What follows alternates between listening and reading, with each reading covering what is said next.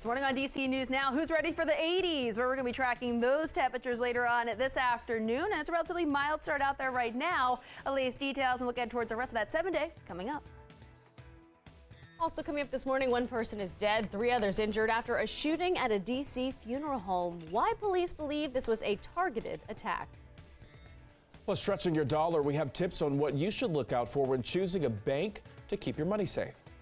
And later, serving up second chances. How a Frederick County food truck owner is helping people turn their lives around. The station covering all of the DMV. This is DC News Now. All right, it's 6 o'clock on this Wednesday morning. Good morning to you. Thanks for joining us. I'm Corey James. Good morning. I'm Tanaya Wright. We're going to start you off with a live look outside this morning. A warmer start when you head outside this morning, Jackie. It's a welcome change. Yeah, welcome change, and we're also going to be welcoming the 80s later on this afternoon. And temperatures out there right now, those are starting off in the 50s to 60s. 64 right now in Hagerstown, 61 in Winchester, 64 in Cumberland. We're also seeing those 60s in Leesburg. We're upper 50s, though, in the district. Right around 50 in Frederick, 40s, though, out towards Luray, Culpeper, as well as Manassas. So those are some of the cooler spots at this hour, coming into lower 40s. 50 in Fredericksburg. A noticeable difference for much of the area. We're running about 10 to even close to 15 degrees warmer for much of the region, but notice back off towards the north and west, Martinsburg, Leesburg, Hagerstown, Cumberland, running at least 20 degrees warmer at this hour than yesterday morning around this time. Notice Cumberland, a difference of 30 degrees, so that will be certainly noticeable as you're stepping out the door in Cumberland. Wind speed, that is picking up mainly out of the south-southwest, 5 to 10 miles per hour. Those are sustained winds. In terms of satellite and radar, we're just tracking those clouds pushing in from the north, associated with that disturbance that's pushing its way off the coast of New Jersey right now. But notice the back edge of that cloud cover is off towards the north, about to move into central Pennsylvania. So we'll be watching for decreasing cloud cover through the morning. Temperatures eventually climb back low 80s later on today with low humidity. More details coming up. Shanika's here. The on-board traffic update. How are those roads? Well, if you want to get anywhere in time, don't take 66 heading east at this time. So this is in Centerville, and this is right before 29. You're going to find a crash, and that's why you're seeing the brake lights there. Let's flip over to the maps. You're still seeing some red, just some though. Hopefully they do clear that up.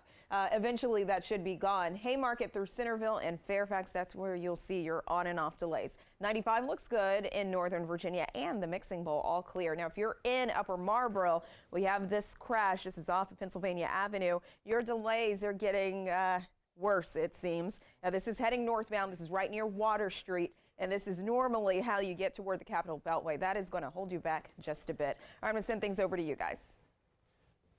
Thank you, Shanika. Your time right now is 6:02. New body camera footage this morning from that deadly bank shooting in Louisville, Kentucky. Yeah, we'll have the latest details on that coming up in a moment. But first, in your Know and Go headlines, police say one person is dead, 3 others injured after a shooting at a funeral home in Northeast D.C. Detectives say it happened yesterday on Benning Road. Authorities believe that shooting was targeted. A North Carolina man is in jail after attempting to rob a bank in Arlington. This happened yesterday at the Wells Fargo on Washington Boulevard. Police say the man implied he had a gun and demanded money. They say he barricaded himself and 5 others inside of that bank. He was arrested. No injuries were reported. And a Metro train operator is under investigation this morning. According to the Washington Metro Rail Safety Commission, which is a watchdog agency, the Metro operator drove the train past the station more than 100 feet. Investigators say the operator drove the train using automatic train operation, or ATO. Right now, that is not allowed.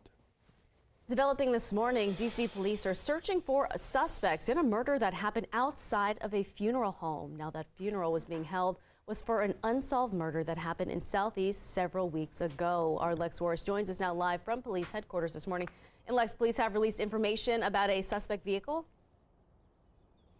Yeah, that's right. And they also identified the person who was killed in that shooting as 19-year-old Terrell Coghill. Now go ahead and take a look at this. This is actually a picture police have released of the car that investigators are looking for. It's a white Lexus IS 350. They say it may have damage to the bottom front passenger door. Well, according to police, the shooting happened outside of Stewart Funeral Home on Benning Road, and it happened about 20 minutes after the funeral for 24-year-old Stephon Carroll was wrapping up.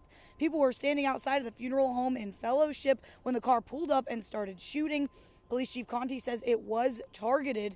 Coghill died and 3 other people were hit. Now, all of this happened as police were sitting right there at the request of the family, but it didn't stop the shooter or shooters, and the fact that this happened is unsettling in the community. Right now, because of the pandemic and economic issues and psychological issues and whatnot, it's kind of the norm now. And it's hard for us to wrap our heads around it to accept it as the norm. Well, again, police are looking for this white Lexus IS 350, and they say it may have damage to the bottom of the front passenger door. Now, as investigators continue working on this case, police are asking for help from the community. Not only do they want people to reach out with information on the shooting that happened outside of the funeral home, but they do still have that case opened regarding Carol's murder, and there is a reward in that. So if you have any information on either of those 2 shootings, you are asked to call the police department. For now, live in Washington, I'm Lex Juarez, DC News Now. And when I go to school, she called me 10 times. And when I pick the phone, she said, no, criminal is here, call police. And it's me, I call police for a little on the country. Man you just heard from there describing the frantic phone call he received from his wife yesterday while she was inside a bank during a robbery in Arlington. This morning, 30-year-old Oscar Alarena is in custody. Arlington police say he is facing multiple charges, including bank robbery and abduction. Alarena is accused of robbing the Wells Fargo and Washington Boulevard and North Highland Street in the Clarendon neighborhood. And investigators say he grabbed an employee, indicated that he had a gun, and demanded cash before walking behind the counter. Authorities also say Alarena then barricaded himself inside the bank with 5 people, including 1 child, for about an hour. Bank robberies themselves are not very commonplace. Neither are incidents in which we have individuals inside the bank. Our officers worked diligently to safely resolve this incident. Investigators say they did not find a weapon. A Wells Fargo spokesperson said there were no injuries to employees or customers. Police in Western Maryland are investigating this morning after a deadly shooting. Now, deputies responded to Joker's Bar and Grill in Funkstown just before 1 a.m. yesterday. That's where they say they found a man with a gunshot wound. He died at the hospital. Neighbors say they were shocked to hear this happened.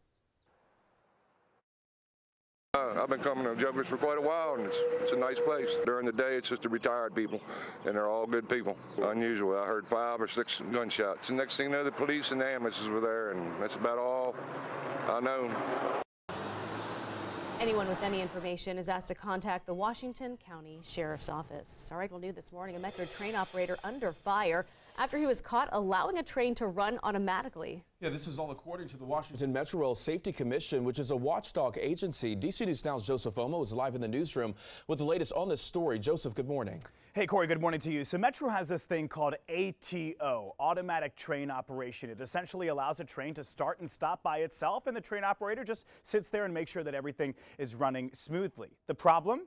Metro doesn't currently run their trains on ATO, but that did not stop one train operator from doing that with passengers on board. So you got the Washington Metro Rail Safety Commission, which investigates all things that happen on Metro. They got wind of this in March of this year. They found out the train this operator was driving overran a station platform by more than 100 feet.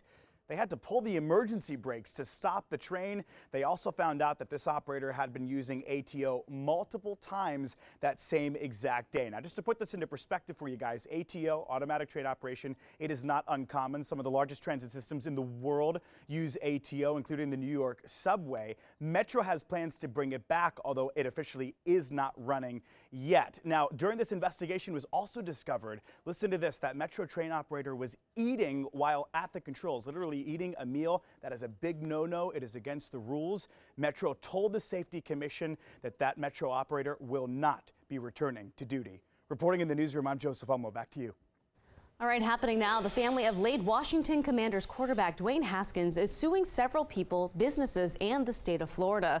The new lawsuit claims the player was robbed, drugged, and extorted before he was hit and killed by a car on a highway in Florida last April. The 26-page suit does not give any specifics, but claims that a man and 3 women drugged and robbed the football star, also named in that suit. Now, some places Haskins supposedly visited in the final hours, including a South Florida hotel, and a Miami nightclub. Lawyers also claim the driver of a dump truck that hit and killed Haskins was speeding and had bad tires and brakes. The Florida Department of Transportation is also named, among other things, not properly lighting the road. Now, in a statement shared with News Nation, lawyers for Haskins' family said, quote, "As to what occurred in the hours before Dwayne was killed, many questions remain unanswered. The filing of this lawsuit is an important step in the process of uncovering the complete truth about the tragedy."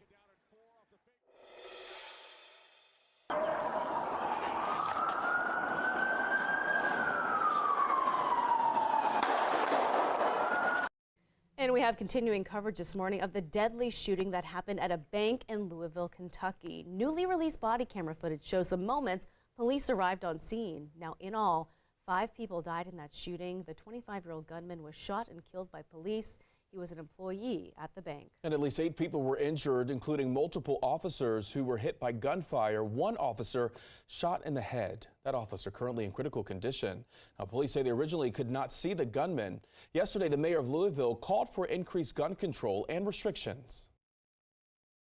We need short-term action to end this gun violence epidemic now, so fewer people die on our streets and in our banks and in our schools. This isn't about partisan politics.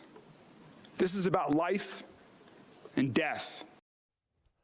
Police say the shooter had illegally purchased the AR-15 used in the shooting just a week before the massacre. In a matter of hours, we may know more about the second Tennessee lawmaker who was expelled from the House of Representatives for protesting gun reform. Shelby County commissioners, which is near Memphis, are expected to decide whether they will reinstate Representative Justin Pearson. Earlier this week, Representative Justin Jones returned to his seat after also being removed for protesting.